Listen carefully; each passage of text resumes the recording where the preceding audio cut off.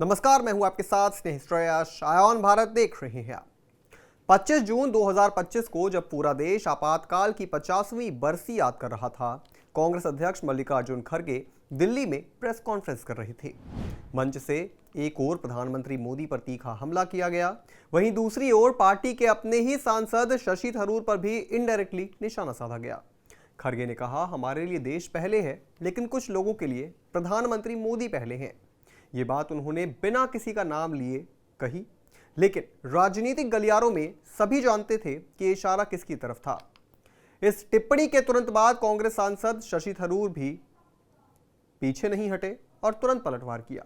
उन्होंने सीधे कोई बयान नहीं दिया, लेकिन सोशल मीडिया पर एक शायराना अंदाज में अपनी बात कही। उन्होंने एक पक्षी की तस्वीर पोस्ट की जिस पर लिखा था, उड़ने की परमिशन मत मांगो, पंख तुम्हारे हैं और आसमान किसी का नहीं। ये एक सीधा संदेश था कि वो किसी राजनीतिक सीमाओं से बंधे नहीं रहेंगे। उनके इस पोस्ट को कांग्रेस नेतृत्व के प्रति असहमति के रूप में देखा गया, जिसे शशि थरूर ने पूरे देश के सामने धड़ल्ले से दिखाया।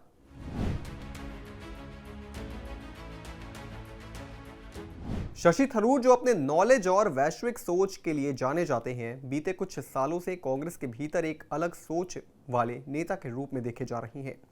जब भी उन्होंने पीएम मोदी की वैश्विक मंचों पर तारीफ की, कांग्रेस के अंदर से नाराजगी की आवाज उठी। उन्हें भाजपा के प्रवक्ता जैसे तक कह दिया गया।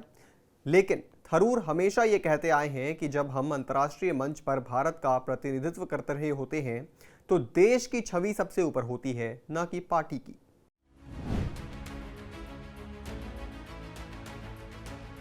थरूर ने एक बार प्रधानमंत्री मोदी की विदेश नीति और वैश्विक छवि को लेकर सकारात्मक टिप्पणी की थी, जिसे लेकर कांग्रेस के कई नेताओं ने उन्हें घेरा। कुछ ने तो यहां तक कह दिया कि उन्हें पार्टी लाइन से बाहर जाकर भाजपा की प्रशंसा नहीं करनी चाहिए। वहीं थरूर का कहना था कि मेरे लिए देश पहले है और पार्टी बाद में। यही बात अब कांग्रेस के शीर्ष नेतृत्व को खटकती नजर आ रही है। मल्लिकार्जुन खड़गे ने भले ही नाम न लिया हो, लेकिन उनके बयान का लहजा ये साफ कर गया कि पार्टी नेतृत्व को अब थरूर की आजाद उड़ान से समस्या होने लगी है।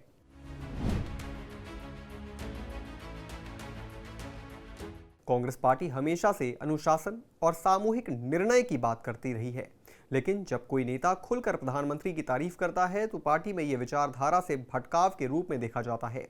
थरूर की बातों से कांग्रेस को जो आपत्ति है, वो दरअसल उनकी तारीफ की भाषा से नहीं, बल्कि उस स्वतंत्र विचार से है जो उन्हें बाकियों से अलग बनाता है। खड़गे ने अपनी बातों में यह भी जोड़ा कि थरूर की अंग्रेजी बहुत अच्छी है, इसलिए हमने उन्हें कांग्रेस कार्य समिति में जगह दी थी। मैं अंग्रेजी ठीक से नहीं पढ़ पाता, लेकिन मैंने उन्हें सम्मान दिया। इस बयान में एक प्रकार की नाराजगी भी झलकती है और यह संकेत भी कि पार्टी ने उन्हें बहुत कुछ दिया है, बदले में उनसे वफादारी की अपेक्षा की जाती है।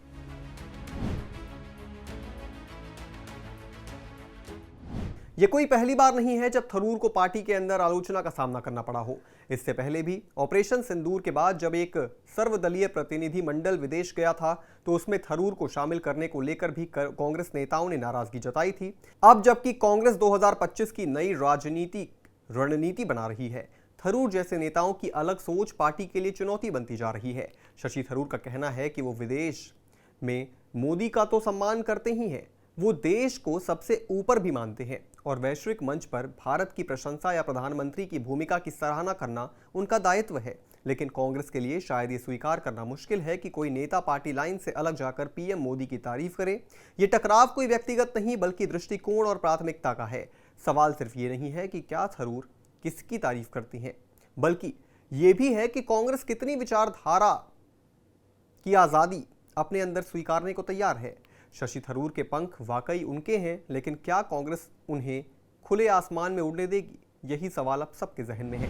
इस पूरी खबर पर आप क्या सोचते हैं दोस्तों? हमें कमेंट करके जरूर बताएं और भी तमाम बड़ी खबरों से जुड़े रहने के लिए आप देखते रहें आयान भारत।